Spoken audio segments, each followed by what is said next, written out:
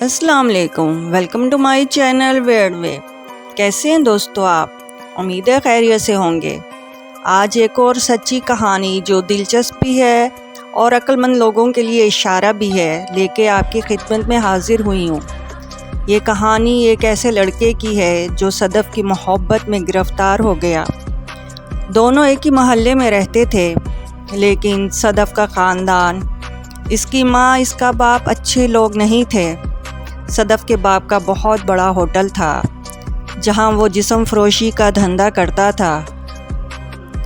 लेकिन मोहब्बत तो अंधी होती है, जबकि ख़ुद सदफ़ भी कोई बाकिरदार लड़की नहीं थी। अतर के अलावा भी इसके दूसरे लड़कों से ताल्लुकात थे, लेकिन अतर के साथ शादी के लिए वो तैयार थी। आतिर ने अपनी अम्मी से रिश्ते के लिए बात की। आतिर की माँ भी परेशान हो गई कि इनका बेटा किस ख़ानदान से बहू लाने का बोल रहा है। अतर के बहुत मजबूर करने पर माँ बेदिली के साथ रिश्ते की बात करने चली गई। इधर सदफ़ की माँ ने एक लंबी लिस्ट बता दी कि इतने तोला ज़ेवर, इतने लाख हक महर, इतनी जायदाद नाम करो तो हम शादी के लिए तैयार हैं। अतर को एक दोस्त ने समझाया कि ये सब मुनासिब नहीं। सदफ़ के घर वाले बेटी की शादी कर रहे हैं या बेटी बेच रहे हैं, लेकिन अतर को तो सदफ़ चाहिए थी। मामला चलता रहा। एक दिन सदफ़ ने अतर को बताया, मेरी अम्मी मेरा रिश्ता मेरे कज़न के साथ कर रही है जो दुबई में काम करता है और बहुत पैसे वाला है। अतर ने सदफ़ से इसके कज़न का नंबर लिया और इसको कॉल करके पूरी बात बताई कि हम एक दूसरे को पसंद करते हैं, और सदफ़ के कहने पर ही मैंने इसके घर शादी का पैगाम भेजा है। जबकि उधर से उसका कज़न कहने लगा कि सदफ़ मुझे पसंद करती है, तभी तो शादी का पैगाम भेजा है। अब अतर को अब भी अकल ना आई। वो इश्क में सच में अंधा हो चुका था। उसका दोस्त एक आमिल के पास ले गया।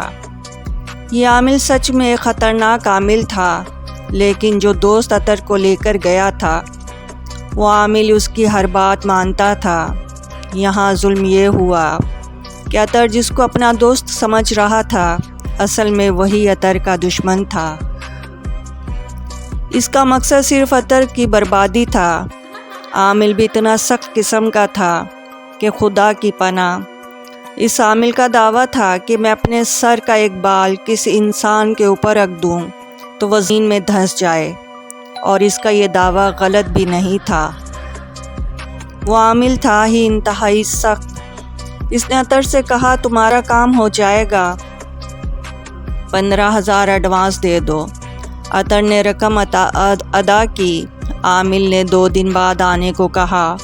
2 दिन बाद आमिल ने कुछ तावीज़ दिए कि ये सदफ़ के घर में दफन कर दो, फिर तमाशा देखो।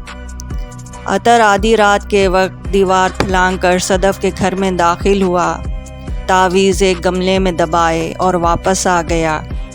लेकिन अतर ये ना समझ पाया कि इसका दिमाग अब आमिल के काबू में है।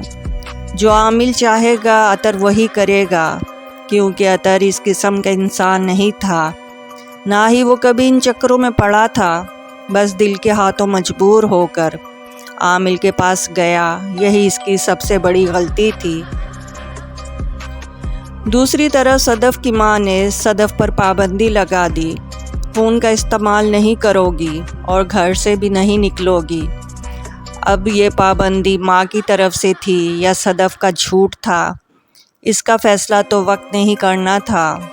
बहुत दिन अतर कोशिश करता रहा, लेकिन सदफ़ से बात ना हो पाई।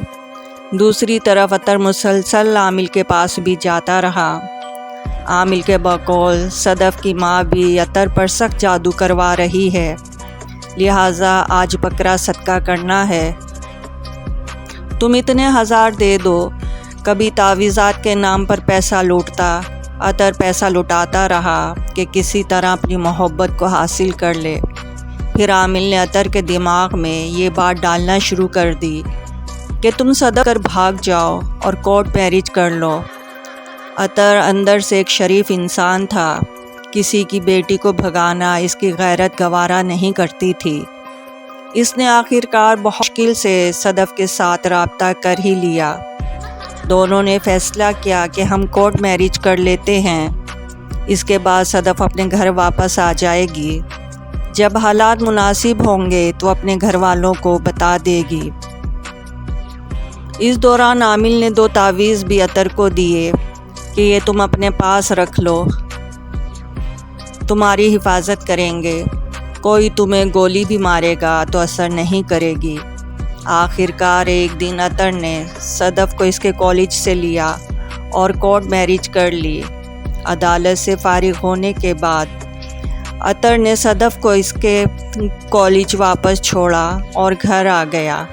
گھر پہنچنے کے کچھ ہی دیر بعد صدف کی کال آ گئی کہ امی کو پتہ چل گیا ہے، وہ میرے کالج میں بیٹھی میرا انتظار کر رہی تھی۔ اطہر سوچ میں پڑ گیا کہ اس نے اپنے پروگرام کے بارے میں کسی کو بھی نہیں بتایا تھا، پھر صدف کی ماں کو کیسے پتہ چلا؟ ان حالات کے باوجود صدف کی ماں نہیں مانی۔ ایک دن صدف کے گھر کے باہر ٹینٹ لگے دیکھے، خوب ناچ گانا ہوا۔ اس کام کے لیے اسپیشل گلوکار بلوائے گئے۔ اطہر کو پتہ چلا کہ صدف کا نکاح ہو رہا ہے۔ اطہر حیران رہ گیا کہ یہ کیسی لڑکی ہے جو نکاح پر نکاح کر رہی ہے۔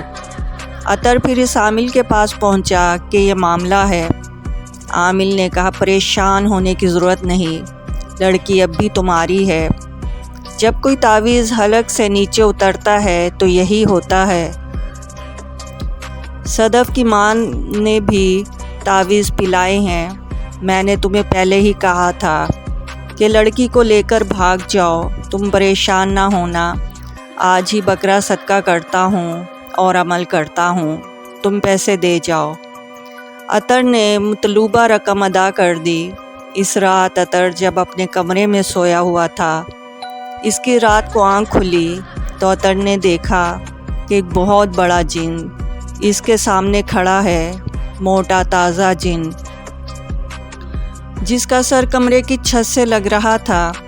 اطہر اگلے دن پھر عامل کے پاس پہنچ گیا، اس کو رات والا واقعہ بتایا۔ عامل نے کہا کہ یہ جن صدف کی ماں نے بھیجا تھا، تم دیکھنا میں آج اس سے بھی بڑا جن صدف کی ماں کے پاس بھیجوں گا۔ اس طرح کچھ دن اور گزر گئے۔ صدف کے ساتھ رابطہ ناممکن ہو گیا تھا۔ ایک دن شام کے وقت اطہر نے صدف کے باپ کو دیکھا اور سیدھا اس کے پاس پہنچ گیا۔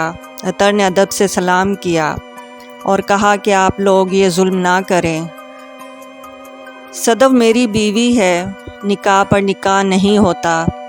صدف کے باپ نے انتہائی غلیظ زبان استعمال کی، دونوں کا جھگڑا ہو گیا، بات بہت بڑھ گئی۔ اطہر رات کے وقت اس عامل کے پاس پہنچ گیا۔ ابھی اطہر نے اتنا ہی کہا کہ صدف کے باپ سے جھگڑا ہو گیا ہے۔ عامل جھٹ سے بولا، صدف کو ساتھ بھگا لائے ہو؟ یہ بات کہتے ہوئے عامل کے چہرے پر عجیب سی مسکراہٹ تھی اور آنکھوں میں شیطانیت چمک رہی تھی جو اطہر نے صاف محسوس کر لی اور سوچ میں پڑ گیا کہ اس کی مسکراہٹ، آنکھوں کی چمک کا کیا مقصد ہے اور میں اپنی بیوی کو بھگا کر عامل کے پاس کیوں لانے لگا۔ عامل کو حالات سے آگاہ کرنے کے بعد اطہر واپس آ گیا، لیکن اس کا ذہن الجھا ہوا تھا۔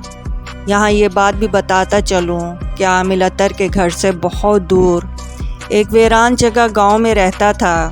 اس جگہ جانے کے لیے اسپیشل گاڑی ہائر کرنا پڑتی تھی اور گاڑی میں تقریباً 3-4 ہزار کا پیٹرول لگتا تھا۔ ایک دن اطہر کو اس کا وہی دوست جس نے کہا تھا کہ صدف کی ماں بیٹی کی شادی کر رہی ہے یا بیٹی کو بیچ رہی ہے، میرے پاس لے آیا۔ ابھی اطہر میرے کمرے میں داخل ہوا ہی تھا کہ ڈھیر جنات ایک دم سے اطہر سے الگ ہوئے۔ میں منہ سے کچھ نہ بولا۔ اطہر کا وہ دوست میرا بھی جاننے والا تھا، ہمارا بہت اچھا تعلق تھا۔ اس نے کہا کہ اطہر کو سمجھائیں یہ کیا بے وقوفی کر رہا ہے، میں نے عطر سے کہا کہ اپنے منہ سے اپنا مسئلہ بتاؤ۔ عطر نے پوری بات مجھے بتائی۔ میں نے اسے یہ نہیں کہا کہ تم صدف کو چھوڑ دو، کیونکہ اس وقت اس کا پورا وجود عامل کے قبضے میں تھا اور عامل نے عطر کو مکمل گمراہ کیا ہوا تھا۔ یہ لڑکا صدف کے چکر میں لگا رہے اور مجھے ہزاروں روپے کھلاتا رہے۔ میں نے عطر سے کہا تم روزانہ عصر کی نماز کے بعد میرے پاس آیا کرو۔ لہٰذا عطر عصر کے بعد میرے پاس آنے لگا اور میں عطر کو پانی دم کر کے پلانے لگا۔ ایک ہفتے بعد میں نے عطر سے کہا تم ابھی عامل کے پاس نہ جانا، وہ تمہارا دوست نہیں دشمن ہے۔ عطر نے کہا ٹھیک ہے، نہیں جاؤں گا۔ 11 دن بعد میں نے عطر سے کہا تمہاری جیب میں جو 2 تعویذ ہیں؟ اس نے کہا ہیں۔ میں نے کہا وہ تعویذ مجھے دکھاؤ۔ عطر نے دونوں تعویذ مجھے دیے جو کہ زعفران سے لکھے ہوئے تھے، لیکن تعویذ دیکھتے ہی مجھے شدید جھٹکا لگا کہ اتنے سخت تعویذ، اس طرح کا تعویذ کوئی لاکھوں روپے میں بھی نہیں لکھ سکتا جو باقاعدہ پلاسٹک کوٹنگ کیے ہوئے تھے۔ ایک تعویذ میں لکھا تھا کہ عطر پر گولی اثر نہیں کرے گی، جبکہ دوسرا تعویذ اس کی برائی کا تھا۔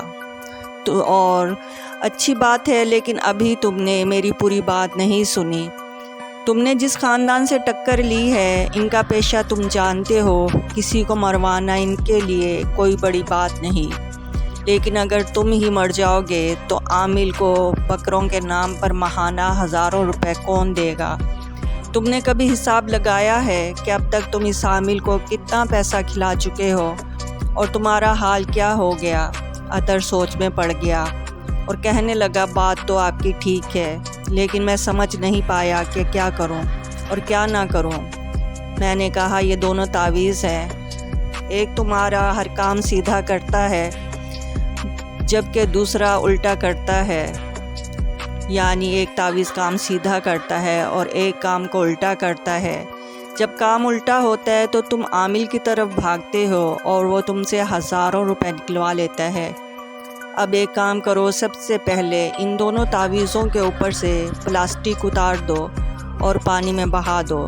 عطر نے فوراً ہدایات پر عمل کیا۔ جب وہ واپس آیا تو اس کے چہرے پر تازگی تھی۔ کہنے لگا تعویذ پانی میں ڈالتے ہی مجھے محسوس ہوا کہ سر سے پاؤں تک کوئی چیز میرے وجود سے اتر گئی ہو۔ میں نے کہا چلو اب اگلا کام کرتے ہیں، ایک عمل دیتا ہوں۔ 41 دن کا صبح فجر کی نماز کے بعد دریا پر چلے جانا، 2 بڑے سائز کے پتھر اپنے سامنے رکھنا اور جو عمل دے رہا ہوں پڑھ کر پتھروں پہ پھونکنا، پھر ان پتھروں کو ہوا میں اس طرح اچھالنا کہ آپس میں دونوں پتھر ٹکرا جائیں اور پانی میں جا گریں۔ عطر نے عمل شروع کر دیا۔ اس دوران صدف کی اصلیت کھل کر سامنے آ گئی اور عطر کے ساتھ صدف کی ملاقات بھی ہو گئی۔ بہت سی باتیں کھل کر سامنے آئیں اور عطر نے صدف کو طلاق دے دی۔ 41 دن عمل مکمل ہونے کے بعد عطر کی حالت قدرے بہتر ہو گئی، جیسے وہ ہر ایک گناہ سے پاک ہو کر ایک تر و تازہ انسان بن گیا۔ اس اسٹوری سے ہمیں یہ پتہ چلتا ہے کہ عمل کی نام پر عامل کس طرح ایک سیدھے سادے انسان کو دھوکہ دیتے ہیں۔ تو دوستو، آج کی اسٹوری آپ کو کیسی لگی؟ اگر کہانی پسند آئی ہے تو میرے چینل کو سبسکرائب کریں اور بیل آئیکن کو پریس کریں، اور واٹس ایپ پر بھی میرا چینل ویئر وے کے نام سے ہے اور ڈسکرپشن میں اس کا لنک ہے، اسے بھی آپ فالو کریں۔